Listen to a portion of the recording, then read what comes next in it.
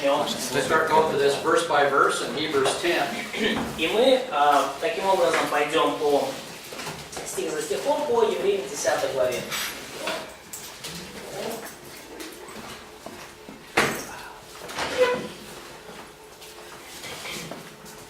When does spring break start for you? А когда у вас начинаются весенние каникулы? So this next week? Like, yeah, approximately without this year.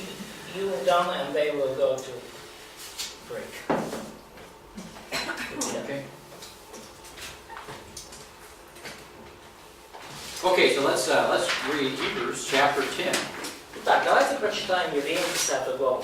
Let's read verses 1 through 4, shall we? И In давайте fact, прочитаем, let's read chapter 10, verses 1 through 18. давайте прочитаем вообще 10 главу с 1 по 18 стих. And what we have here is the sacrifices of the tabernacle in contrast to the sacrifice of Jesus Christ. И что у нас здесь описывается? Жертвы скинии в контрасте, в сравнении с жертвой Христа.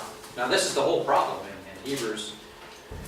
They don't really appreciate the sacrifice of Jesus Christ. They almost mix it in with other sacrifices. They don't. И это вообще это вообще основная проблема книги, ну вот эти книги Евреев, этих евреев, они не ценили жертву Христа, они ставили ее практически на один уровень с жертвоприношениями животных скинии. See, if you mix Judaism with Christianity, you're going to get the sacrifice of Christ is going to be lowered in estimation. It's going to lose its uniqueness, its value.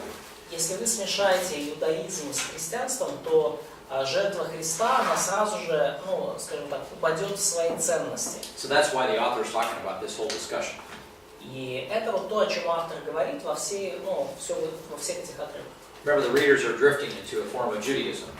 И вы помните, да, его читатели их как бы смывает, они потихонечку отходят к какой-то форме иудаизма. And when you do that, you're going to start lowering, you know, the superiority of Christianity in Christ. И когда вы это делаете, то вы преуменьшаете превосходство христианства и превосходство Христа. You will also ignore, interesting, the sufferings of Jesus Christ too. И также вы будете игнорировать или не будете заинтересованы в страданиях Иисуса Христа. So if you think about it, you know, he does mention the humiliation of Jesus Christ, right? И подумайте об этом. То есть он упоминает, да, смирение и унижение Иисуса Христа. See, now he's going to develop that in great detail, chapter 10, verses 1 through 18. А теперь в 10 главе, в стихах с 1 по 18, он это, ну, описывает уже с большим количеством деталей. Okay, Оксана, пожалуйста, прочитайте.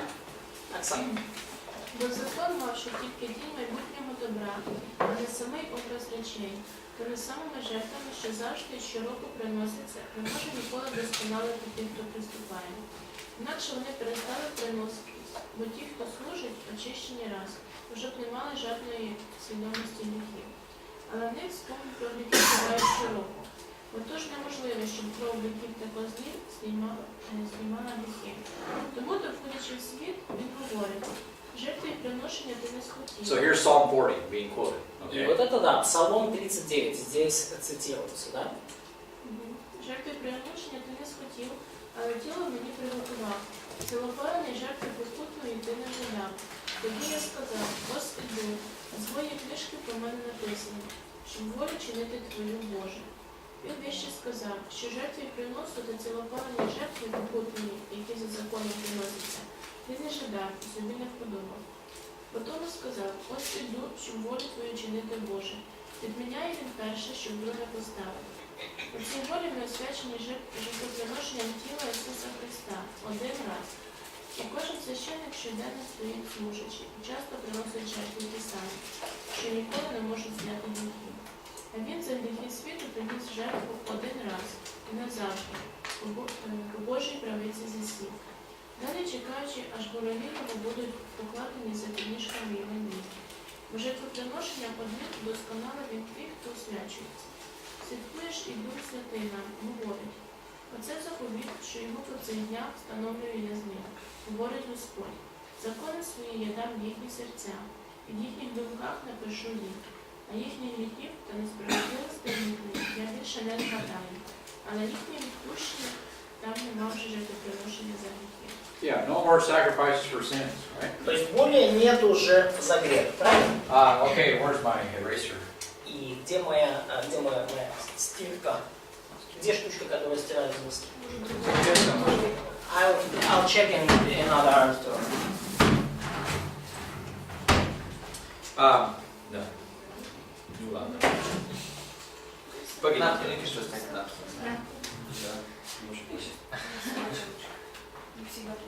That's it. Okay.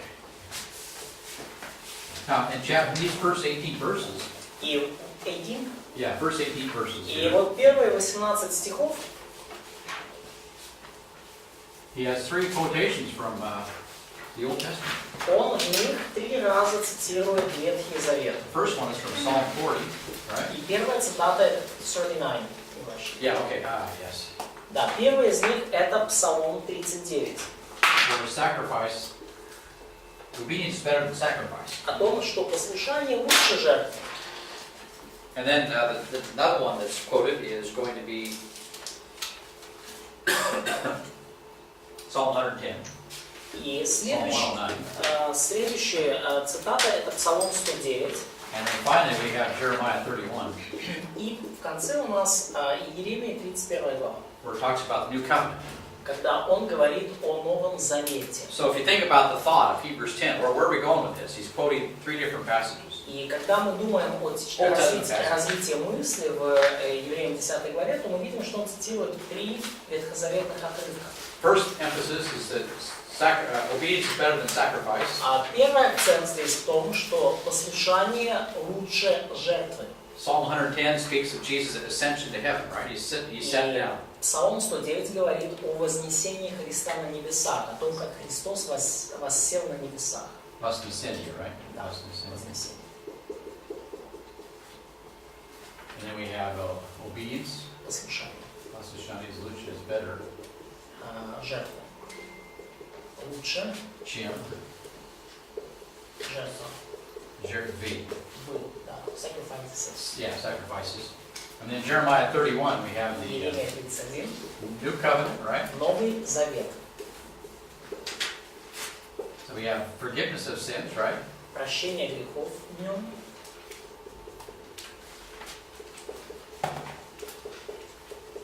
And there's no more. Все. И больше ничего. Один раз. Да, то есть, больше ничего не нужно. Это все один раз.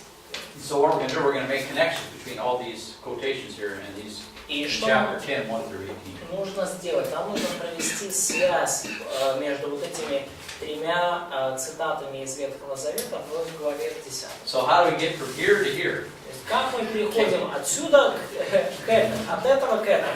So that's going to be our project here for the next several hours. В ближайшие несколько часов это будет наш проект. Okay, so number 5 here. If you look at, you have number 1 there, I suppose, or is it 5? What do you have on your, let me see your outline. Здесь в вашем плане, да, номер 5. Да, 5. Number 1, да? Yeah, they have number 1. You have 5, but they... Yeah. I know, that's going to be a problem here. Okay. That's okay, though. I have their outline, so No, you have my outline. Yeah. Translated. Okay. Хорошо. Okay, so number 1. Итак, номер Here's going to 1. be your fill-in answer here. И вам Verses здесь 1 through 18. нам нужно будет заполнять, да, стихи с 1 по 18. The bodily sacrifice of Christ is the only sacrifice that can save sinners. Телесное жертвоприношение Христа единственное, запишите, жертвоприношение, This is especially true in verses 1 through 4. которое может спасти грешников. И это особенно верно в отношении стихов с 1 по 4. So it's the only sacrifice that can save sinners. То есть это единственное жертвоприношение, которое может спасти грешников. And then A, sacrifices performed under law could not perfect the Old Testament worshiper. Потом под буковкой А.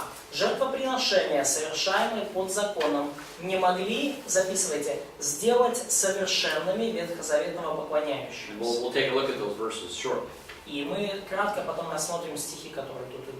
And then number 1 there, Hebrews 10:1, Old Testament sacrifices were only a typological shadow of good things to come. Далее, циферка 1, да, Евреям 10:1. Ветхозаветные жертвы были только типологической тенью запишите слово тенью будущих благ.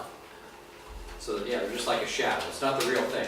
То есть это как тень, это не настоящее, это просто тень, эта жертва, это тень того, что было на самом деле. Kids like to play with the rabbit ears, you know. У вас детки любят играть вот это театр теней, да? And that's a lot of people like that in religion too. It's fun to play religion, you know. Да, ну и многие люди так подобными вещами занимаются в религиозной своей жизни. Вот они так играют в религии. You give them the real thing, they don't want it, but if you can play with it, yeah, that too. Да, то есть ты им даешь настоящую вещь, в которую можно верить, но им нравится играть с этими тенями. And so then number 2. И вот номер 2, под цифрой 2. Hebrews 10:1. Old Testament sacrifices were dramatized rituals of the future sacrifice of Jesus Christ. Евреям 10:1. Ветхозаветные жертвы были театрализованными ритуалами будущей жертвы Христа. Okay, so again, let's go back now to point A here. Sacrifices performed under the law could not perfect the Old Testament worshiper. Ну, давайте сейчас вернемся к пункту А.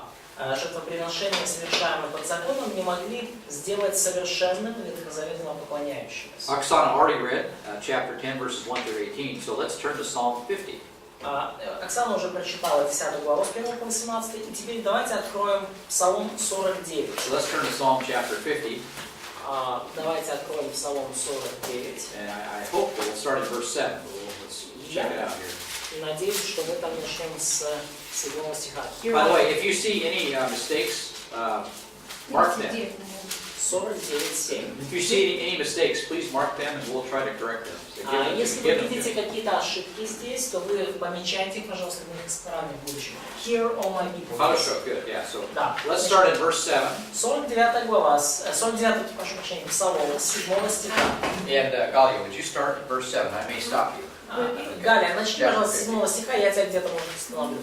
Слухай же ти, мій народе, бо буду ось я говорити Ізраїлеві і буду свідчити про тебе. Бог твій я. Я буду карати тебе не за жертви твої, бо все передо мною твої цілопалення. Не візьму я бичка свого дому, ні козлів із кошар твоїх, бо належить мені вся лісна звірина та худоба із 1000 гір. Я знаю все птаство гірське і звір польовий при мені. Якби був я голодний, тобі б не сказав, бо моя вселенна і усе, що на ній. Чи я м'ясо бичків споживаю і чи п'ю кров козлів, приносить Богові жертви подяку і принось Богові жертви подяку і виконуй свої обітниці Всевишньому, і до мене поклич. Okay, so you see what's going on here? Verse 13, a contrast between the sacrifices of animals versus the sacrifice of thanksgiving. И вы видите, да, вот какой контраст из 7 по 13 стиха, контраст между жертвоприношениями животных и жертвой благодарения. See, what would God rather have, really? Что бы хотел скорее получить Бог? Even though God commanded sacrifice in the Old Testament, И даже несмотря на то, что Бог указал им делать эти and they're practicing жертвоприношения, them, they're practicing them, right? и They're doing они them. их совершали, эти жертвоприношения. So it says in verse 8 that God will not reprove them for their sacrifices. Но Бог в 8 стихе говорит, что я не за жертвы твои буду укорять тебя. But if you had a choice, what would you rather have? Но, Really? да, если бы у вас был выбор, да, что дать, да, благодарение, хвалу или просто животную жертву. Now, Old Testament commands both, okay? Но Ветхий Завет повелевает обе. But if God had a choice, Но если бы у Бога был выбор, какую жертву скорее принять, животное in или this particular благодарение, situation, what would he want more? хвалу. В этой ситуации, что бы вы выбрали? You know, let's say you're in a situation where you can't offer a sacrifice, right? You're out in the desert, whatever. Ну, например, представьте, что вы в ситуации, где вы не можете принести жертву, вы в пустыне где-то, еще где-то. King's trying to kill you. И King Saul. царь Саул пытается вас убить. Okay, so what would you rather have? Что бы вы хотели получить и принести Богу? Sacrifice of thanksgiving, right? I mean, Жертву хвалы, да? And then, kind of interesting, almost a sarcastic question here. God asked, verse 13, "Shall I eat the flesh of bulls?" И далее очень интересный какой-то саркастический вопрос следует, да? То есть, ем ли я мясо волов? Shall I drink the blood of male goats? И пью ли кровь козлов? And so God, verse 14, offer to God a sacrifice of thanksgiving. И 14 стих говорит, принеси в жертву Богу хвалу. Pay your vows, pay your obligations. И воздай Всевышнему обеты твои. And then verse 15, let's read that. И 15 стих, давайте прочитаем его. 49:15. І до мене поклич день долі, я тебе порятую, ти ж прославиш мене. Eat also. А до грішника Бог промовляє, чого про уста мої розповідаєш, і чого заповіта мого на устах своїх носиш. Ти ж науку зненавидів, і поза себе слова мої викинув. All right, so we have a lot of people that like to put themselves in that situation where they teach God's word, but they don't care about it. И много людей, которые, оказываются в такой ситуации. Они преподают, учат Божье Слово, но при этом не сами особо, не... То есть, на самом деле, им это слово, для них оно ничего не значит. They hate discipline, verse 17. 17 стих. Они ненавидят наставление. And the word of God, they throw it behind them. They don't really care about it that much. И слово мое бросаешь за себя, то есть они особо о нем не беспокоятся. Yet they are the leaders of society. И в то же время они лидеры, руководители в этом обществе. And they have placed themselves in a position of leadership, like over the covenant, over the Mosaic law, interestingly enough. И они себя поставили в своем руководстве вообще над заветом и над законом Моисея. Это очень интересно. And of course the Pharisees were great at doing this. И, конечно же, мы знаем, что фарисеи, они очень отлично справлялись с... то есть, что они часто это делали. Verse 18, let's read that. Katya, пожалуйста. Стих 18, давайте прочитаем. Когда видишь вора, сходишься с ним и с прелюбодеями сообщаешься. Yeah, so remember the Pharisees, they were the teachers of the law, right? Помните фарисеев, да, учителя закона? What did they do? They robbed widows' houses, remember? Что они делали? Они грабили, по сути, дома вдов, крадывали дома вдов. They were experts at this kind of activity. Они были экспертами в такого рода деятельности. And people thought they were the leaders. А люди думали, что они лидеры. And they were actually robbing widows' houses. Фактически были грабители, они грабили дома. They were also loose on adultery, by the way. They were loose on divorce, verse 18. И также в 18 стихе написано, что они с прелюбодеями сообщаются. Мы знаем, что фарисеи, были также экспертами в разводах и в прелюбодеянии. So their wife would not be very good in their estimation. They would divorce her for not being a good wife. По их оценке их жена была не сильно хороша, они с ней разводились, и она больше не была их женой. And anyway, so we can look at verses like this. И мы можем смотреть на стихи, подобные этому. And when we have people that take God's covenant to their mouth and that they don't care about the Lord. И мы видим людей, которые провозглашают устами Божий завет, но они не заботятся особо о Боге. And it's just amazing, the Pharisees, that they did both of these things that are mentioned. They didn't like the Lord's discipline. И что интересно, фарисеи, они не любили, обе перечисленные вещи, они очень к ним относятся. То есть им не нравилось божественное наставление, божественная дисциплина. Tradition was more important to them than the Bible. А традиция для них была более важна, чем Библия. And then they were robbing people and associating with adulterers. И также они были грабителями, сходились с грабителями, были к ними и сообщались с прелюбодеями. Okay, let's keep reading. Давайте продолжим. Gotcha, пожалуйста. Уста твои открываешь на злословие, и язык твой сплетает коварство. Сидишь и говоришь на брата твоего, на сына матери твоей клевещешь. Ты это делал, и я молчал.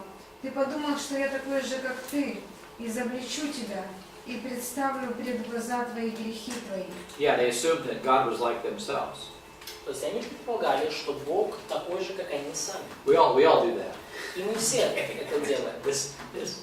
Anyway, God is much different than Но how we look at things. так или иначе, Бог отличается от того, как мы его себе представляем. Verse 22. Стих 22. Уразумейте это, забывающее Бога, дабы я не восхитил и не будет избавляющего. Кто приносит в жертву хвалу, тот чтит меня, и кто наблюдает за путем своим, тому явлю я спасение Божие. So this is actually very similar to Psalm 40, where obedience is better than sacrifice, better than rituals. И это очень похоже на 39-й псалом, где говорится, что послушание лучше жертвы. And if God had a choice between one or the other, He wants a sacrifice of thanksgiving. И если Бог мог бы выбирать между жертвоприношениями животных и и благодарением и хвалой, то он выбрал бы благодарение и хвалу. Let's turn to Matthew 9, verses 9 through 13, пожалуйста. И давайте откроем Матфея 9 глава, с 9 по 13 стих. Natasha, would you read chapter 9, 9 through 13? А коли Ісус звідти проходив, побачив чоловіка на ім'я Матвій, що сидів на митниці, та й каже йому: «Іди за мною». Той устав і пішов услід за ним. І сталося, як Ісус сидів при столі у домі, ось зійшлося багато митників і грішників, і вони посідали з ним та з його учнями. Як побачили ж це фарисеї, то сказали до учнів його: «Чому то вчитель ваш їсть із митниками та із грішниками?» А він це почув та й сказав: «Лікаря не потребують здоров'я, а слабі. Ідіть же і навчіться, що то є. Милості хочу, а не жертви.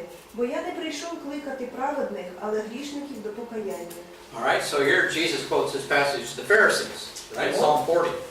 Теперь мы видим, как Иисус цитирует этот Псалом 39 фарисеям. Now in Hebrews 10, the author of Hebrews is going to quote this passage to his own Judaistic people as well. И в Евреям 10 главе автор цитирует этот Псалом, вообще народу, своему народу, своим евреям. And if you have people in the book of Hebrews who are drifting over into Judaism, И мы видим в Послании к Евреям людей, которые, они уже потихонечку отходят от христианства к иудаизму. okay, what kind of doctrines are they going to be listening to?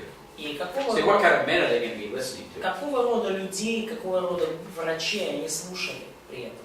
Okay, men like the Pharisees, right? В процессе отхождения. Ну, людей, Okay. подобных фарисеям. So the Да. Pharisees are Jesus shows them here to be very superficial here in chapter 9. И фарисеи, Jesus shows himself No, shows them to be very superficial. The Pharisees are they're very shallow in their thinking. Да, то есть мы видим, что фарисеи в своем, сами себя видят очень, такими превосходящими остальных. They are criticizing Jesus for what? For В 9 главе Матфея. Они критикуют Иисуса за что? mixing people like you people, see. Что, Tax collectors and sinners, see. что он общается с людьми такими, как вы и я, с мудрыми грешниками. Meanwhile, what are they doing? They're robbing houses. Но в то же время, что они сами делают? Они совершают прелюбодеяния, они грабят дома. They're hiding behind the Old Testament law. Они при этом прячутся, прикрываются ветхозаветным And they're законом. more interested in ritual than they are reality. И они куда более заинтересованы в ритуале, чем в реальности. Okay, as soon as you see a church, I don't care what church it is, but you've got a more emphasis on ritual than reality, you got a problem. И как только вы видите церковь, которая более заинтересована в ритуале, чем в реальности, неважно какая это церковь, то вы можете сказать, что есть проблема. If God has a choice between reality and ritual, what does He want? Если бы был выбор между реальностью и ритуалом, что бы он хотел? He wants reality. Он хочет реальность. So do I. И так я также этого хотел. And we can have people, for example, on Sunday morning they're singing, for an hour straight, right? Hour? They sing for an hour. Да, то есть Sing у нас repetitious songs. в воскресенье с утра мы видим, как люди приходят и поют, могут час петь повторяющиеся какие-то Okay, and the песни. rest of the week they're not interested in obeying the Lord. So А в течение недели они не заинтересованы I'd в том, rather чтобы have слушаться Бога. people obeying the Lord than singing songs to Him on Sundays. If I had a choice, Did not sing it, son? I would rather have people obey the Lord rather than singing a song. Да, то есть я бы хотел скорее, чтобы у меня были люди, которые повинуются Господу, чем те, которые поют песни. But most people today almost use the songs as a replacement for obedience to God. Но большинство людей в наши дни они используют песни практически как замену Богу. And these Pharisees were experts at hiding their sins behind their rituals, see. И эти люди были, мы видим, экспертами в том, чтобы прятать их грех за ритуалом своим. So Jesus tells them, learn Psalm 40, guys. Learn Psalm 40. И Иисус им говорит: друзья, ребята, учите Псалом 39, учите Псалом 39. What's the background for Psalm 40? А какой бэкграунд, какой исторический фон Псалма 39? Historical background, what is it? Anybody know? We're going to get there before too long, but I'm just going to let you around Какой it. Get you ready исторический for фон? it. Но мы к этому вернемся еще, но будьте к этому готовы. What is it? Historical background for some. Ну, когда Саула угнал или нет? David fleeing from Saul. Yeah, and why does God love David and doesn't love Saul? Почему Бог полюбил Давида и не полюбил Саула? Ну, сейчас Саул укусил... He loved ritual. Да, ритуал. He had no, Саулу нравились ритуалы. he had no interest in obeying God, but boy, he sure was big on ritual. Да, ну то есть никакого интереса он не испытывал к тому, чтобы слушаться Бога и слушать Его истину, но вот ритуалы ему нравились. We're going to spend some time with that coming up here. И мы еще потратим некоторое время, когда до туда доберемся, я расскажу. Okay, let's turn to Matthew 12, verses 1 through 7. Matthew 12. Давайте откроем Матфея 12 главу, стихи с 1 по 7. And Sergey, would you read, starting verse 1? И, Сергей, прочитай, пожалуйста, начиная с 1 стиха. В то время приходил Иисус в субботу за сеянными полями.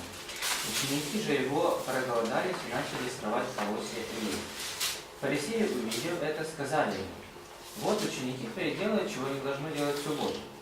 Alright, so you're walking through the fields, the hay fields, right? И они проходят через поля и начинают, And поля you know, сушить. the tops of the hay field, you can pull them off, you can take a grass thing and И go like this, you pull it through, and you have all these seeds in your hand. да, то есть вы можете, проходя через поле пшеничное, взять колос и, как бы, из него вытянуть колосья, да? Okay. Не колосья, а семена. And this is wheat. Всё. И это пшеница. So they're just basically eating bread from the grass out in То the есть field. они практически прямо с поля берут хлеб, да, прямо вот из травы. And the Pharisees said, you're harvesting wheat. И, They charged them with harvesting wheat here. You're working on the Sabbath. да, то есть и они фарисеи обвинили в том, что они фактически собирают урожай пшеницы, то есть они этим, поедая эти колосья, они совершают труд в день субботний. See, there was no store to, зайти в магазин to get something, right? It's just not gonna happen. То есть не было тогда еще магазинов, чтобы можно было там зайти и что-то купить, да? They're walking with Jesus. They're walking with Jesus. То есть они ходят вместе с Иисусом. Ну, тогда не было сельпо там или что-то, чтобы А зайти сегодня купить. даже у адвентистов 7-го дня не надо в день субботний покупать ничего в магазине. So guys from Adventists, The stores are shut. А? The stores are shut down. Да, The stores are closed Saturday. да, ну вот там, где много адвентистов, там обычно по субботам магазины закрыты. So they're eating grass from the fields. То есть поэтому они едят пшеницу прямо с поля. I just spent the last 5 days eating sandwiches for 5 days. Да, а перед этим 5 дней они едят сэндвичи, бутерброды. Okay, anyway, so they get charged with working on the Sabbath. То есть таким образом учеников Иисуса обвинили в том, что они работают в субботу. All right, they're very superficial. Да. Ну, они сырую пшеницу пошли? So they eat just the wheat without. They're taking the tops off Ну, они брали вот эти зерна прямо из колоса, ну, как бы, размельчали Они их еще так. мягкие. Не, они еще Вкусные мягкие. кушают. Не то, что делаешь. Они же еще мягкие, когда сочные. No, they're hungry. Ну, они, эти ребята голодные, да? They're not. You wouldn't do this normally. Ты обычно это не стал бы Я делать. вот тоже думаю, что... So then they go and eat something, and then they get criticized for eating, basically. То есть вот они идут найти что-то поесть, и их начинают критиковать за то, что они едят. I mean, Jesus, it wasn't easy being with Jesus. И знаете, это было не так уж и просто ходить с Иисусом. Here it's easy, Ну, здесь... comparatively. Apparently. Comparatively. Да, ну, сравнительно с учениками Иисуса вам достаточно просто это делать. Ну, это Keep reading down. когда я пришла в одну церковь, мне говорят: стой, куда идешь? Я говорю: I что came to our church. Что? Молятся тихо. And they told me, just stay, don't go further. I said, what? They are praying. Я говорю: так что, нельзя зайти? Нет, пока не стой. So I cannot come in? Yeah, you cannot come in now, so just wait, stay. И я думаю, если бы я была неверующая, я бы больше в эту церковь не And I was пошла. thinking, if I would be a non-Christian, I would Understand. never attend this church again. Yeah. Well, what they're doing is more important, see. Но то, что они делают, там, видишь, это более важно. Окей, если у меня в этот момент мысль о самоубийстве. So when I have a suicide, So I'm teased. Yes, I agree. я шучу, конечно. Ну да. No, it's these men are religious experts, see, Да, и вот эти люди, они эксперты в религии. and they're criticizing disciples for satisfying their hunger. И они критикуют учеников за те, что те просто пытаются удовлетворить And they какую-то условность. found a way to criticize them by over-regulating the law. You know, they, И они вообще их критикуют в итоге за то, что те нарушают закон. the Bible is already strict, right? Да, ну и Библия уже, в принципе, достаточно, ну, такая суровая книга, да, то есть законы там достаточно суровые. And then these guys come in and add these extra regulations to make it really strict, supposedly. А эти люди, они еще добавляют к этим, ну, уже имеющимся заповедям, еще дополнительные заповеди, и делают это совершенно, ну, супер суровым, да, ну, как по их мнению, да. In order to show real holiness, you know. Ну, они хотят тем самым показать настоящую святость. So what's happening is that actually they're showing themselves to be very shallow instead, very silly, very. Но вместо этого они себя показывают очень глупыми и очень, ну, низкими. And you know, even worse is that they're actually very disobedient, hiding behind all those extra regulations. И, ну, когда мы, еще тем более, что когда мы видим их поступки, то мы видим, что они на самом деле весьма непослушны, даже несмотря на все огромное количество этих дополнительных постановлений. It's a religious show. See, Это it's just a show. религиозное шоу. And a lot of people are fooled by this. И некоторые люди им этого, ну, этим полны просто и уже по горло этим наелись. They're fooled by the rituals. Pharisees, yeah? Yeah, they're fooled people. Да. People in general they're fooled by the rituals. Fooled? Okay. Fooled. Да, то есть, ну и люди, в общем-то, они so they're not fooled, yeah? Okay. They're fooled. So. Я понял, Yeah, я понял. yeah. Ну, люди, многие, они полны вот этих ритуалов, они полностью этому посвящены. So there's smoke, you know, just kind of going in the air. It looks holy, see. То есть эти люди, которые выглядят очень, ну, святыми, да, от них аж огонь какой-то исходит. All right, verse 3. Дымятся. The Bible will help sort this problem out. Стих 3. Библия помогает нам прояснить эту проблему. Он же сказал им: разве вы не читали, что сделал Давид, когда проголодался сам и бывшие с ним? All right, so David was hungry. Jesus' disciples are hungry. Yes. Давид был голоден, как были голодные ученики когда-то. And David, what did he do? И что сделал Давид? It's time for history lesson, guys. Время для урока истории, ребята. Pull out the Bible here, guys. Да, ребята, да, он говорит Иисус, давайте, ребята, откройте ваши Библии. Okay, keep reading. Продолжайте читать. Как он вошел в Дом Божий и ел хлебы предложения, которых не можно было есть ни ему, ни бывшим с ним. All right, what did he do? Священникам. Что он сделал? He took holy bread. Он взял святой хлеб. He was hungry and went into the tabernacle. What was left of it? Он был голоден, он зашел в скинию и там, ну, взял хлебы, которые там, ну, оставались. And he was hungry, so they ate the bread. И что он был голоден, он съел эти хлебы. Okay, it's in the Bible, guys, right? What about this verse? Это в Библии, ребята. Что насчет этих стихов? Okay, keep reading, verse 5. Продолжай читать, стих 5. Или не читали ли вы в законе, что в субботу священники в храме нарушают субботу, однако не виновны? Okay, who works on Saturday? Кто работает в субботу? Yeah, priests. They're working all the time. Они там в субботу работают. Sunday's my big work day. Да, воскресенье для священников это большой, самый серьезный рабочий день. I mean, I work every Sunday. Я I've done it for years. работаю каждое воскресенье, это моя обязанность в течение многих лет. Okay, so these guys, you're breaking the law every time you're observing whatever is required on the Sabbath for the priests. See? И Иисус говорит, вы, друзья, ребята, нарушаете субботу каждый раз, когда вы, что-то, как священники, что-то делаете в субботу. Verse 7. Вы нарушаете закон. Стих 7. Если бы вы знали, что значит милости хочу, а не жертвы, то не осудили бы невиновных. 6 and 7. 6 7. Но говори, ты 6 пропустил. Сказали 7. Ну, говорю вам, что здесь тот, кто больше храма. Verse 7. Если бы вы Седьмой. знали, я же встану. Прочитай 6-7. Хорошо. Пожалуйста, да. Но говорю вам, что здесь тот, кто больше храма. Если бы вы знали, что значит милости хочу, а не жертвы, то не осудили бы невиновных. All right, so he quotes Psalm 40 again.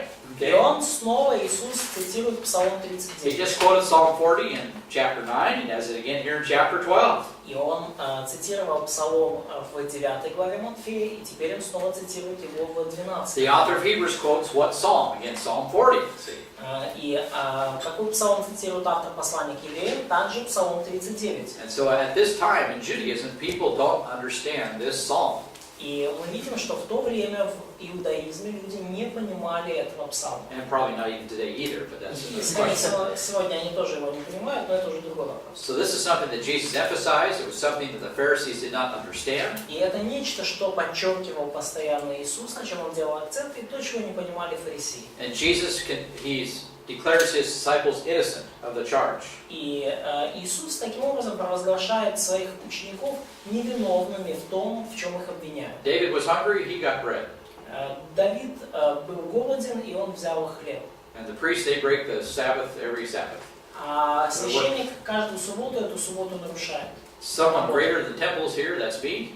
И здесь есть некто, кто вообще больше храма, это я. And they're hungry, И мои ученики голодны. and it's okay that they can eat those seeds. И поэтому это все нормально, они могут есть эти семена. And if you would have understood Psalm 40, you would not have condemned the innocent. И если бы вы понимали Псалом 39, то вы бы их не обвиняли, потому что они невиновны. All right, let's turn to Galatians 3, shall we? Galatians 3. Хорошо, давайте откроем Галатам 3:22. So Galatians chapter 3. And let's read verses 22 to 26. And Maria, would you read that for us, please? Давайте Michelle? прочитаем стихи с 22 по 26, и Маша, прочитай, пожалуйста. Но Писание всех заключило под грехом, дабы обетование верующим дано было по вере в Иисуса Христа. А до пришествия веры мы заключены были под стражей закона, до того времени, как надлежало открыться вере. Итак, закон был для нас где-то водителем ко Христу, дабы нам оправдаться верой. Okay, what did Jesus say? He told the disciples, or he told the Pharisees, that something greater than temples here. That's me. То есть о чем здесь говорил, вспомните, да, о чем говорил Иисус фарисеям, да, здесь кто-то больше, чем храм, да, и это я. And all the sacrifices of the Old Testament were pointing to what? Jesus Christ, yes? What he would do in his ultimate sacrifice. К чему, на что указывали все жертвы, которые они делали в Ветхом Завете? Они указывали на Христа, на совершенную, конечную жертву. And so those sacrifices really were a portent or a prediction of what Jesus would do later on the cross. И все эти жертвы были изображением, предсказанием того, что Иисус позже сделает на So even the кресте. sacrifices were part of the law. They were to lead people to Christ. They're part Да. of the law. They would lead people to Christ. See? То есть и вот эти жертвы были частью, которые были частью закона, они должны были вести людей ко Христу. And so in the very practice of sacrifice, they should have understood the future sacrifice of Messiah. И вообще через само действие, через само совершение жертвы, они должны были лучше понять то, что Христос делает на кресте. No one seemed to ask, why are we doing these sacrifices? Но кажется, что никто не задавал эти вопросы вообще. Зачем мы делаем эти жертвы? Because it portrays Messiah. Зачем мы их делаем? Потому что они отображают будущего Мессии. Remember when Abraham offered up the sacrifice in Genesis 15? Вы помните, да, как в Бытие 15 главе Авраам принес жертву? Right. In the Abrahamic covenant, when it was established, Genesis 15. 15 главе, когда был заключен завет, да? Когда был установлен завет. So when the covenant was actually made, you know, Abraham was probably 12, he was probably saved in Genesis 12, I understand. Ну, как мне кажется, что Авраам был спасен еще до этого, еще в Бытии 12 главе. But chapter 15, he enters into covenant with God. Но 15 глава описывает завет Авраама с Богом.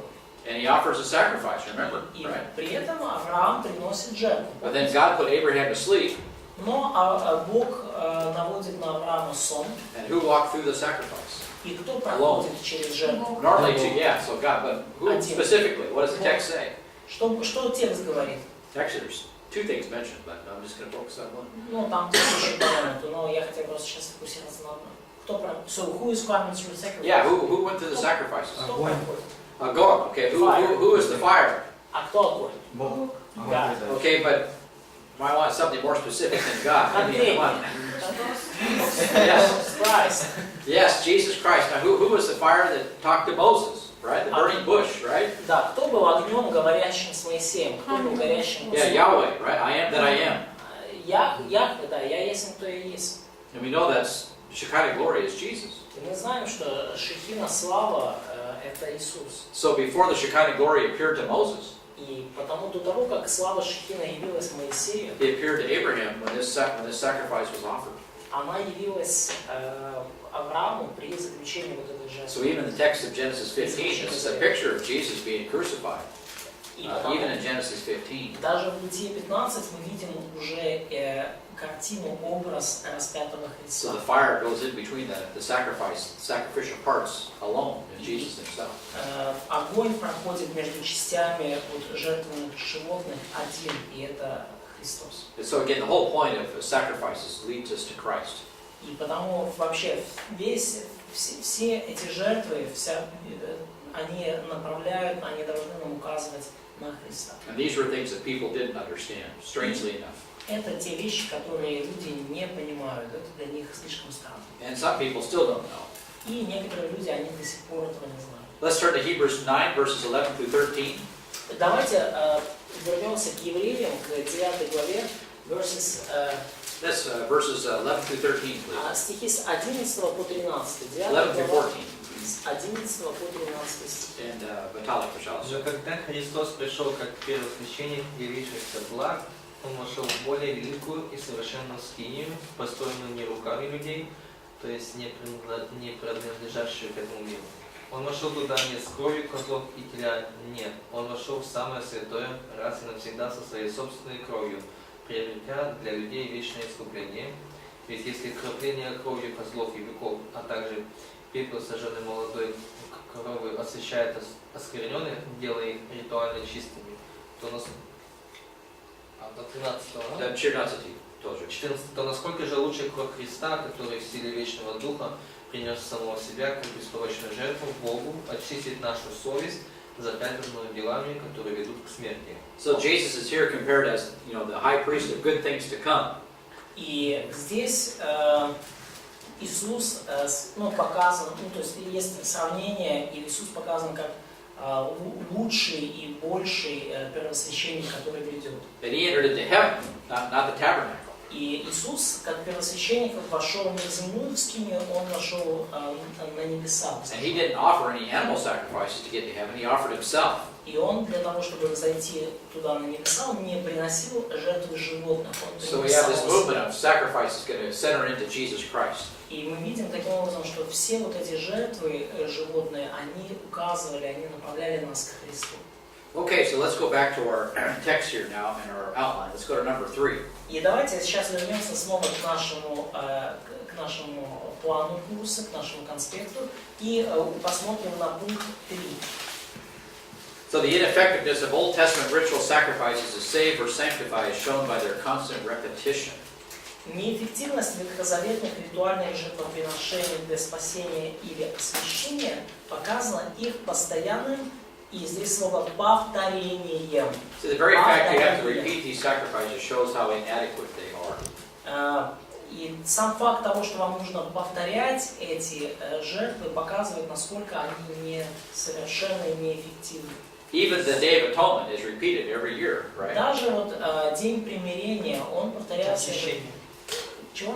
Очищение. Да, День очищения, когда они козла отправляли в пустыню, он повторялся каждый год. So, and that was supposed to emphasize that, one time a year people were forgiven, right? И это должно было подчеркивать, что люди прощаются раз в год. But even that was repeated every year.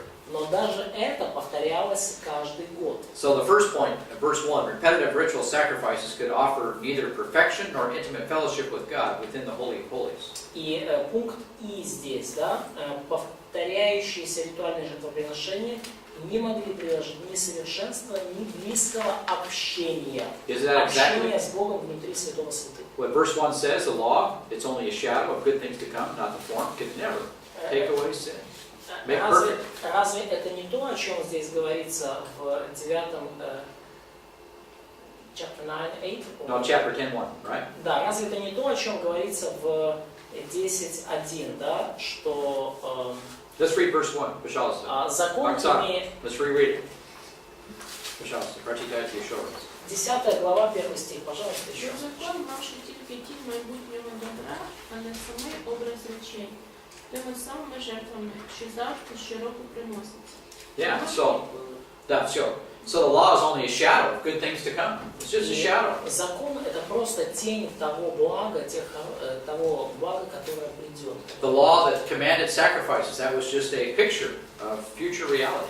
Закон, который повелевал жертву, был всего лишь образом, картиной будущей And реальности. they could never take away sin, ever, or make perfect the worshiper. И жертвы никогда не могли удалить грех или сделать приносящего их совершенно. So again, Roman number 1, repetitive ritual sacrifices could offer neither perfection nor intimate fellowship with God within the Holy of Holies. И таким, да, so repeating number. Roman numeral 1, little 1. Roman numeral 1, under number 3. Roman numeral 1. Там другое. It's E, yeah? Okay, Yes. да. Повторяющиеся ритуальные жертвоприношения не могли предложить несовершенства, ни близкого общения, Okay. несовершенства, ни близкого общения с Богом внутри святого святых. Yeah, so some of these are Roman numerals in here. Sorry about that, yes. Number 1, Hebrews 10:1. Old Testament worshipers were not allowed in the Holy of Holies, but were stopped at the door of the tabernacle, right? Да, и под пунктом А, Евреям 10:1, ветхозаветные поклоняющиеся не были допущены в святое святых, но останавливались у двери в скинию. God was inside the Holy of Holies, and access to Him was forbidden. Бог был внутри святого святых, но доступ туда был запрещен, закрыт. So the worshiper would walk up to the tabernacle, he was stopped at the door of the tabernacle, right? И если поклоняющийся подходил к дверям скини, то он вот возле этих дверей должен был и остановиться. In Leviticus 1:3, they'd offer a sacrifice, И в Левитам 1:3 они приносили всякого рода жертвы, but they were never allowed inside the tabernacle itself. но им никогда не было позволено входить внутрь этой скини. And then number 2, even Levitical priests were not allowed in the Holy of Holies. И пункт Б. Даже левитские священники не были допущены в святое святых. Let's read verses 6 and 7. Галия, Давайте пожалуйста, прочитаем chapter 9. Евреям Right, remember this? 9, 6, 7. Let's go back.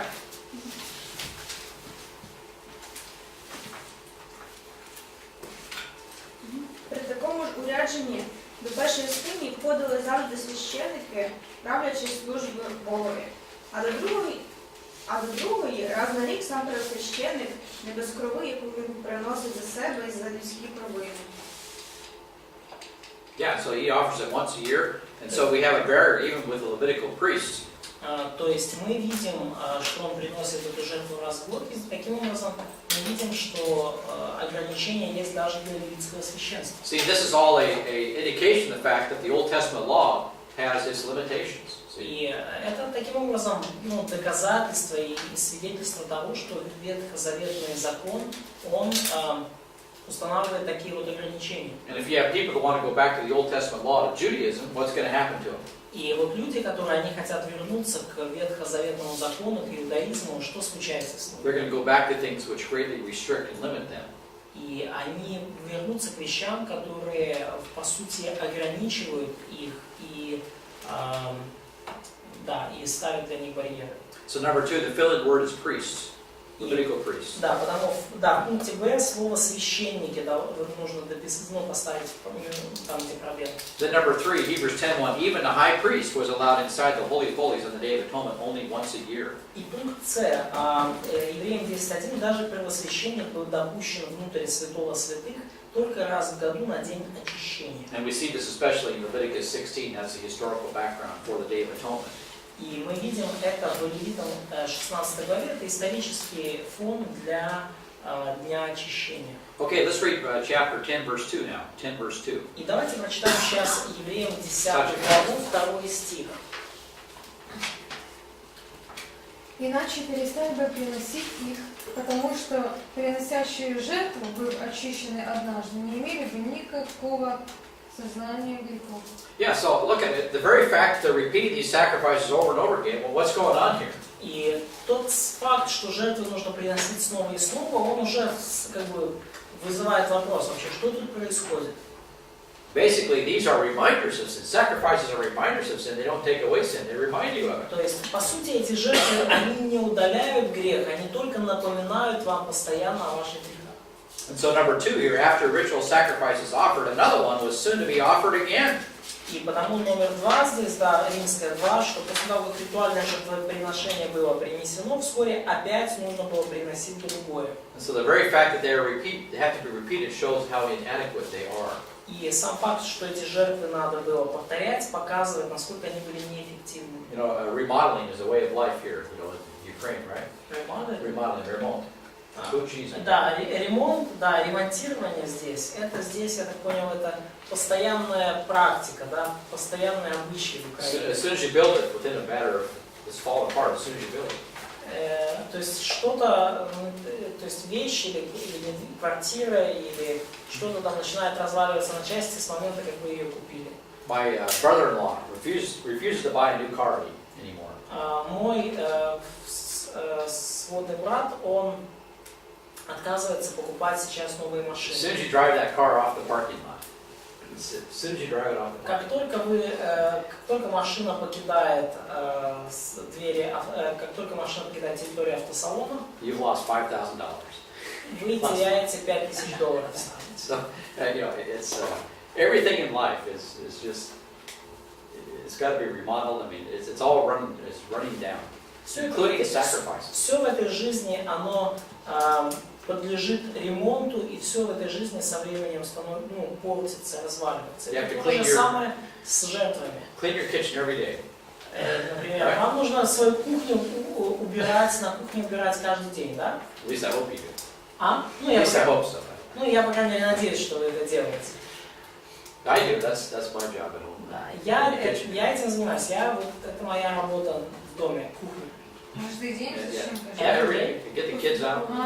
Have dinner. The kids make their lunch for the next day. Да, то есть у нас ужин, дети делают обед на следующий Get день. them out of here and then I Потом clean up. мне их всех выгоняют из кухни.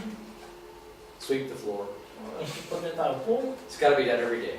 И это должно происходить каждый Okay, день. sacrifices need to be repeated. И эти жертвы также, они должны были постоянно повторяться. Does it stop dirt from coming back in? И разве If I это... clean the floor, will be dirt there tomorrow? Yes, there will be. И разве тот факт, что я убрал, подмел пол, это, скажем так, затрудняет грязи появиться на следующий день? Sometimes I can sweep up a good meal, it's on the floor.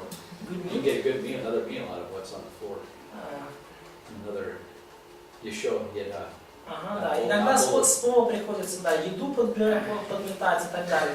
Но, то есть грязь все равно появляется. So again, the idea of repetitious work, we're all used to this. Everything we do is repeated.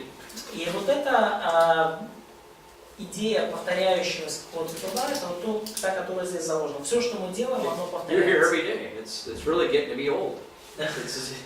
И вы здесь каждый день, да? He's translating every day. I mean, И вот Андрей переводит каждый день, да? but our entire world is that way. Everything is repeated. Но весь наш мир устроен таким образом, все повторяется. And the Old Testament is like the climax of everything that we can do in the world, but it's all even that's repetitive. И Ветхий Завет это по сути как кульминация, наивысшая точка всего того, что было сделано в мире, но и в Ветхом Завете мы видим постоянное повторение. At home, I have to feed the cows every day. И у меня дома я кормлю коров каждый день. So now, they have to live 3 weeks without me. И теперь им 3 недели придется жить без меня. So, no, anyway, everything we do is repetitive in this life. И в этой жизни все, что мы делаем, это постоянное повторение. Especially women's work, especially. Особенно труд, который совершают девушки и женщины. Women's work is never done. Труд женщины никогда не заканчивается. Gardens got to be planted every year. Сад надо насаждать каждый год. You got to weed the garden every day. Weed the garden, Да, pull the weeds out. да, надо от сорняков очищать огород или сад каждый день. Well, this is even true of the Old Testament economy, even the sacrifices. И это все истина также в отношении Ветхого Завета и особенно в отношении жертв. That's the best the world can provide, the Old Testament. И это все, это лучшее, что вам может дать этот мир, и это все есть в Ветхом Завете, и оно все повторяется. And so again, the very fact these sacrifices have to be repeated shows that they are inadequate. И таким образом сам факт, что эти жертвы надо повторять, показывает их неэффективность. So Roman numeral number 3, Hebrews 10:2, a consciousness of sin still remains after Old Testament sacrifices are offered. И Римская 3, Евреям 10:2, сознание греха, сознание греха все еще оставалось после принесения ветхозаветных жертв. See, only Christ can take away sin. И The cross. только Иисус мог удалить грех, и Он сделал это на кресте. Yeah, only through the cross. Только через крест. So number 4, ritual sacrifices are actually reminders of sin. Номер 4. Ритуальные жертвоприношения – это напоминание о грехе. And so then number 5, Hebrews 10:4, it is impossible for ritual sacrifices to take away sin. И номер 5 римская, Евреям 10:4. Невозможно ритуальным жертвоприношением удалить грехи. Псалом 49:13. Okay, what does Romans 3:20 say? Anybody know? Что говорит Римлянам 3:20? 3:23. Yeah, 3:20. 3:20. 20 стих. 3 глава. What does it say? Что говорится в Римлянам 3 главе 20 стихе? Что одно послушание и неправедное No. Through the knowledge, through the law comes the knowledge of Через sin. закон приходит познание. Законом познается сын. Okay, what does the law do? It gives you knowledge of sin. Что делает закон по сути? Закон дает вам познание о грехе. Even the sacrifices remind you of sin. И даже жертвы, они вам напоминают о грехе. So the law does not take away sin. И закон таким образом не удаляет, не убирает. It reminds you of sin. Он напоминает вам о It грехе. gives you knowledge of sin. Дает вам познание греха. Let's turn to Galatians 3 again. Let's go back to Galatians 3. Давайте вернемся к Галатам 3 главе снова. So Galatians chapter 3, let's read verses. We finished at 26, I think. И мы закончили на 26 стихе, да? Yes. So the law was verse 24, the law is a tutor that leads us to Christ, right? Стих 24, да. Итак, закон был для нас водителем ко Христу. So that we might be justified by what? Дабы нам оправдаться чем? All right, verse 25, let's read that now. Стих 25, давайте сейчас прочитаем. Natasha, пожалуйста. А як віра прийшла, то вже ми не під виховником. Далі. Да. Бо всі ми сини Божі через віру Христа Ісуса. Okay, so now the faith has come, we're no longer under tutor, no longer under the law. See? То есть, когда по пришествии веры, мы уже не под законом, да? Okay, these Judaizers, they want to go back to the law in the book of Hebrews. И вот эти евреи, которым пишется адресовано послание к евреям, они хотят снова вернуться вот к закону. They put the car in reverse, they want to go backwards. It's hard to drive backwards in a car. Да, это на самом деле, когда вы водите машину, это задним ходом ехать не так уж и легко. But that's what they're doing, they're going backwards. Но это вот именно то, что они делают. Они хотят ехать задним ходом. And they're going back to where there's a knowledge of sin, a reminder of sin, not where sin is taken away. Но и они едут задним ходом к тому, что напоминало им о грехе, к тому, что давало им сознание о грехе, но не к тому, что удаляло грех. The biggest problem, they have a false doctrine. И самая большая у них проблема в том, что у них ложная, неверная доктрина. They think the law is strict and hard on sin, and grace is easy.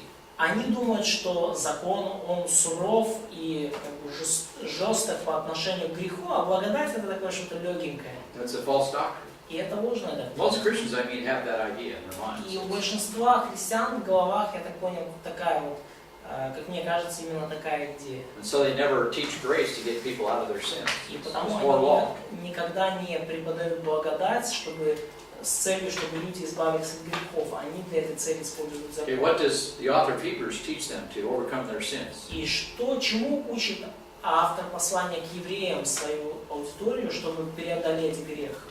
Как преодолеть грех? What does he teach them? Well, what's the main emphasis of Hebrews? Yeah. Okay. Yes, of course. Okay, through faith, but even more specific. Через Very веру, good. но более даже конкретно. Well, who's the star Через Hebrews. единоразовую жертву. Где? Okay, all right, Jesus Christ, and who is he? Who is he? Obedience better than sacrifice. Единоразовая жертва. Okay. The sacrifice which was brought once. Which is connected to what? С которым связано с чем? Who is Jesus today? What's he doing? Кто Иисус? Священник. Yeah, he's our high priest. Да. That's what's going to stop sin in your life, not the law. Вот что приостановит грех в вашей жизни, а не Right. закон. Да? We read that in Hebrews 4. Мы читали это в Евреям 4 He главе. will help you in your temptations. Он поможет вам в ваших Go to your искушениях. high priest in heaven. Yes. Идите к вашему первосвященнику на небесах. All right, don't go back to ritual sacrifices. That's not going to do anything, guys. Не Don't. возвращайтесь к этим ветхозаветным жертвам, они ничем вам не Go помогут. to the Lord. Идите к Господу. I know he's in heaven. Я знаю, что Он на небесах. Don't you believe in him? Вы верите Ему? Will you trust him today? Вы доверяете Ему Right? I сегодня? mean, that's the point. И вот в этом основная идея. Okay, we'll call lunch here. Let's turn to Galatians 2, right? Is it lunchtime? Yeah. Right, okay. Yeah, Galatians 2, verses 16 through 21, right? Перед обедом прочитаем еще Галатам 2, стих 16. Yeah, let's start reading that, and Sergey. С So, 16 стиха. Галатам 20, 16. Однако же узнал, что человек оправдывается не делами закона, а только верой в Иисуса Христа. И мы уверовали во Христа Иисуса, чтобы оправдаться верой во Христа, а не делами закона. Потому что делами закона не оправдается никакая плоть. Дальше. verse 17, yeah. 17. Если же, ища оправдание во Христе, мы и сами оказались грешниками, то неужели Христос служитель греха? All right, you see what he's saying here? Вы видите, что здесь Павел говорит? Okay, if we're justified by faith, apart from works, Если мы оправдались верой без дел, if you're justified by grace without works of the law, если вы оправдались благодатью без дел закона, does that mean that Jesus is a minister of sin? Does that mean Jesus promotes sin? Is it значит minister ли of sin? это, что Иисус служитель греха? Значит ли это, что Иисус поощряет грех? See, Paul was accused of that. Teaching doctrines which promote sin. That's Paul was accused of that. То есть вот и Павла обвиняли именно в этом, что он проповедует доктрину, которая поощряет грех, которая пропагандирует грех. See, does grace promote sin? Скажите, разве That's благодать the question here. пропагандирует, поощряет грех? Вот здесь весь вопрос. It doesn't. Она не делает. Many people think that, Многие люди так so they думают, don't teach grace. и потому они не преподают, не учат благодать. That's a huge problem. И это очень большая проблема. в церкви. Huge problem. Это огромная проблема. All right, what happens? You go back to the law. Verse 18. What's it Вот say? стих 18. Что происходит, когда вы возвращаетесь к закону? Так? Да. Yeah, verse 18. Ибо если я снова созидаю, что разрушил, то сам себя делаю преступником. Okay, if I go back to the law, I'm a transgressor all over again. Yeah? И Yes? если я снова возвращаюсь к закону, то все мои грехи и преступления снова здесь. See, through the law comes a knowledge of what? И потому что через законом познается что? Sin. Грех. If you go back to the law, I'm back under sin. И возвращаясь к закону, вы возвращаетесь назад к своим грехам. And it's exactly the opposite of what most people think. И это совершенно противоречит тому, как думает большинство They людей. think if I teach grace, people can go out and sin, so I Люди don't думают, teach it. что если, я буду преподавать благодать, и люди вернутся к своим грехам, поэтому я не буду ее преподавать. So they put people back under the law to straighten them out. И они возвращаются назад к закону, чтобы как бы укрепить своих They людей. tell them what to do, right? The 10, whatever it is. И они говорят им, что им делать, пункт 1, 2, 3. It doesn't work. И это не работает. It doesn't tell them how to go to Christ, or high priest in heaven. Yeah. И они не говорят ему, что им нужно идти к Христу, к их первосвященнику на небесах. It doesn't tell them how to be filled with the Spirit, И разве говорят они о том, как исполняться or walk by Духом the Spirit. или поступать по Духу? Or Romans 6, reckon yourself dead to sin, alive to God. Или Римлянам 6 глава, то, что говорит, да, почитайте себя мертвыми для греха и живыми для Бога. And so what happens, the law tells them they're a sinner all over again. И что There's no solution. происходит? Они часто людям говорят об их грехе, но не предлагают никакого решения этой проблемы. And people who focus on rituals do the same thing. И See, люди, которые фокусируются на ритуалах, они делают, по сути, то же самое. rituals remind of sin, they don't take it away. Ритуал напоминает вам о грехе, но не удаляет. It looks mystical, especially when the smoke is blown. И смотрится, конечно, этот ритуал очень мистически, особенно когда там когда там много дыма и запахи разные. Doesn't take away sin. Но этот ритуал не удаляет грех. Okay, let's call her quits for lunch.